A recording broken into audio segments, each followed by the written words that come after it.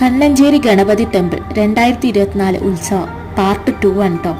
4 ദിവസത്തെ ഉത്സവമാണ്. അപ്പം നിങ്ങൾക്ക് ഈ വീഡിയോ ഇഷ്ടമാണെങ്കിൽ ലൈക്ക് ചെയ്യണം. പിന്നെ തുടർന്നുള്ള ഉത്സവം കാണാനായിട്ട് സബ്സ്ക്രൈബ് ചെയ്യും.